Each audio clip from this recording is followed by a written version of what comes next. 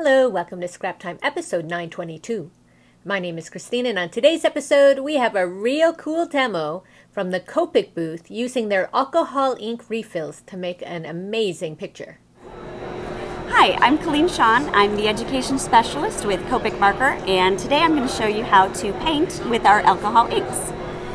The surface that I'm using is actually a plastic paper. This one is called Yupo, and I'm actually going to do a couple different techniques with our alcohol inks. And the first thing I'm going to do is just go ahead and pour some ink onto our surface, and then I'm going to spread this around, and I'm just going to build up some layers here. Eventually, hopefully, this is going to turn into a field of poppies. So I've got a couple different colors of ink, and just build those up. And what you'll notice is on this surface, the inks are going to kind of react with each other, kind of blend into each other and move each other, which is really kind of fun because you can sort of control the results, but sometimes it's just sort of fun to see what turns out. And as you can see here, we've got some fun textures happening. So just to create my base layer, then I'm going to go ahead and add my sky with some blue. And I want that to blend nicely into my yellow, so I'm going to add a little bit more yellow to get that wet. And softly kind of blend and pounce to build up my sky. Now, one of the fun things that I like to do, because I like lots of texture on my piece, is to take some colorless blender, and that I actually have in a spritzer bottle. So I'm going to spritz some colorless blender onto my piece, give it a little blow, let it dry quickly, and that's going to give me some fun texture for the sky. Okay. So the next part is to create my poppies, and I'm actually going to just drip some red ink directly onto the surface randomly to create my flowers. And if they get too big, I can actually use a Q-tip to soak up some of the ink. So once they get to be about the size I want, I'll just soak up some of the ink so they stop spreading. Maybe make a couple of smaller ones up over on that corner. All right. And then I actually have a palette here that I've poured some inks into. I'm just going to get a little bit more ink there. Take my water brush that is filled with colorless blender, pick up a little bit of ink, and add some smaller flowers. Just kind of randomly.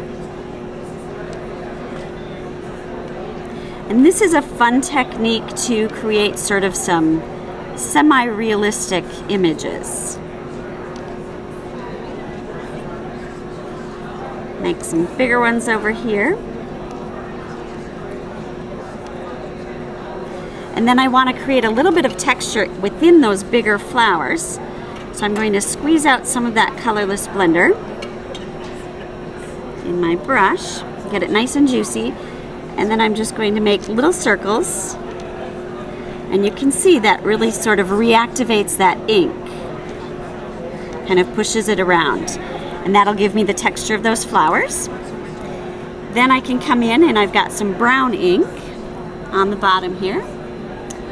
Grab a paintbrush. I'm going to re-wet my brown ink. I'm going to come in with a paintbrush and just add some random stems. And we're going to pretend this is a really full field. So we've got some stems kind of coming out all over the place.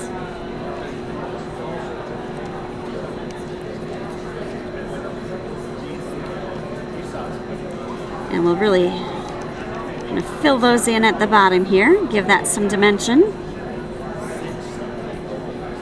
Whoop. A little bit too much there, but that's okay. If you make a mistake, you can always create texture.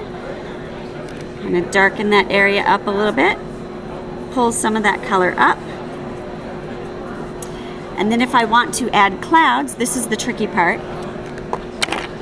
I am going to take my blue re-inker, and I want to create a couple of really tiny drips. So I'm not going to pour it out, but I'm just going to let the ink load into the nozzle and then just gently tap.